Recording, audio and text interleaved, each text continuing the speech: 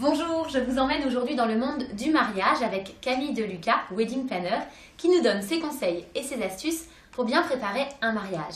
On commence par le choix de la date. Alors pour choisir sa date, en fait, c'est vrai que la plupart des mariages se passent entre le mois de juin et le mois de septembre, avec surtout de nombreux mariages au mois de juin et au mois de septembre. Si un mariage l'été n'est pas pour vous essentiel, je vous recommande donc de vous marier plutôt hors saison, où là vous pourrez plus facilement négocier les prix.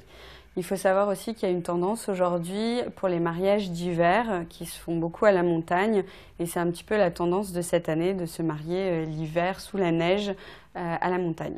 Pour bien choisir sa date également, il faut faire attention car les lieux sont généralement pris 1 an voire 18 mois à l'avance. Donc il faut se renseigner déjà, peut-être vous laisser plusieurs dates possibles et voir selon le lieu que vous allez choisir les dates disponibles. Pareil, selon le lieu où vous souhaitez, ou plutôt la région où vous souhaitez vous marier, vous pouvez choisir différents mois.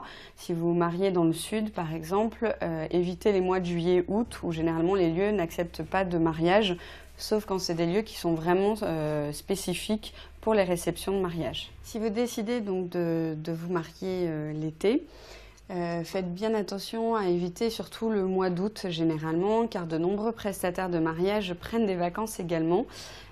Et souvent, donc, on tombe sur des assistants ou des personnes qui travaillent avec eux et qui n'ont pas forcément suivi votre dossier tout au long de l'année. Donc le mois d'août est à éviter et pareil, vos invités sont souvent en vacances, donc répondent plutôt négativement donc, à votre invitation.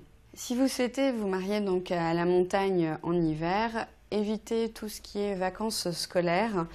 Effectivement, déjà, les lieux acceptent moins souvent les mariages et puis vous aurez effectivement beaucoup de monde, que ce soit sur les pistes ou dans la station, donc à éviter, pareil pour les hôtels. Pour résumer, le plus important, c'est que vous choisissiez une date qui vous convienne, qui vous plaise.